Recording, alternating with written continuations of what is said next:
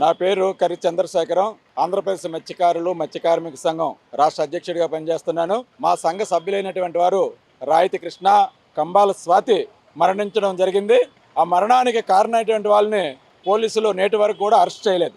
రాయితీ కృష్ణ చనిపోవడానికి ప్రధాన కారణమైనటువంటి స్వయాన బామ్మర్ది, చెల్లినిచ్చిన భర్త. నేను మీ అన్నయ్యని చంపేశానని చెప్పి చెల్లిని చెప్పి ఆ రోజు నుంచి పరారీలో ఉన్నారు. ఇప్పటికి 6 మాసాలు అవుతుంది.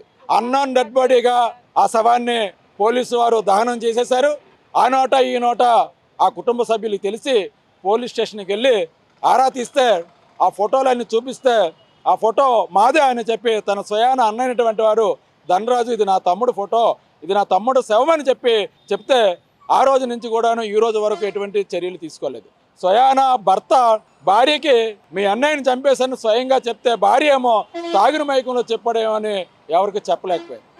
చెప్పిన రోజు పరారైపోయాడు. గుజరాత్ రాష్ట్రంలో ఏరావల్లో వెళ్ళిపోయి వీళ్ళందరూ కూడా వేరావల్లో ఫిషింగ్ చేసుకుంటున్నారు. పోలీసులకు ఇదే విషయం అనేక సార్లు చెప్పాం. అయితే ఆ బాడీ మీదని గ్యారెంటీ ఏంటని ఆ బాడీని అనేక రోజులు తాత్సారం చేసి డిఎన్ఏకి పంపించారు తన తల్లిని. 2 కళ్ళు కనబడట్లేదు తల్లికి, అయినా సరే విజయవాడ తీసుకెళ్ళి డిఎన్ఏ చేసి ఇప్పుడు 2 మాసాలు కాకపోతే 3 మాసాలు అవుతుంది. మరి కర్నూలులో బస్ సంఘటనలో జరిగిన ప్రమాదాన్ని అప్పటికప్పుడే డిఎన్ఏ చేసి నిర్ధారణ చేసిన ఈ ప్రభుత్వం, ఈ యంత్రాంగం, ఈ పోలీస్ యంత్రాంగం 3 మాసాలు అయింది. ఈ బాడీ నాది అని చెప్పి డిఎన్ఏకి పంపించి 3 మాసాలు అవుతుంది.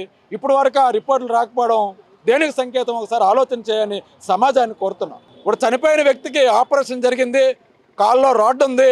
పోలీసులు చెప్పారు నా తమ్ముడు కాల్లో రాడ్ ఉంది, మీరు శవాన్ని బయటికి తీసినట్లయితే డిఎన్ఏ కూడా అవసరం లేదని చెప్పారు. అయినా సరే పోలీసులు నిర్లక్ష్యం వలన డిఎన్ఏకి పంపిస్తే డిఎన్ఏ కూడా తన తల్లి సిద్ధపడి డిఎన్ఏకి వెళ్ళింది. డిఎన్ఏ నుంచి వచ్చి ఇప్పుడు 3 మాసాలు అవుతున్నా రేపు మాపు ఎల్లుండి అని చెప్పి విశాఖ నగరంలో కార్యక్రమాల్లోనే సీఎం వస్తున్నాడు, పిఎం వస్తున్నాడు అని చెప్పి కాలయాపన చేస్తున్నారు తప్ప ఈ రోజు వరకు కూడా మృతుని బంధువుల పట్ల కానీ ఆ మృతుని విరాళాలు పట్ల ఎటువంటి చర్య తీసుకోవడం పోలీసుల పరాకాష్ఠకి నిదర్శనం ఇది. ఇప్పుడు కలెక్టర్ గారు కలుస్తాం, ఈ ఎవరైతే నిందితులు ఉన్నారో వాళ్ళు కొమ్ము కాస్తున్న వాళ్ళని అరెస్ట్ చేయాలని, మరణించే వాళ్ళ కుటుంబాలకు న్యాయం చేయాలని కలెక్టర్ గారు కలిసి మెమోరాండం జరుగుతుంది. తగు పరిష్కారం కానీ పెద్ద ఎత్తున ఆందోళన పోరాటాలు చేస్తామని ఈ సందర్భంగా హెచ్చరిస్తున్నాం.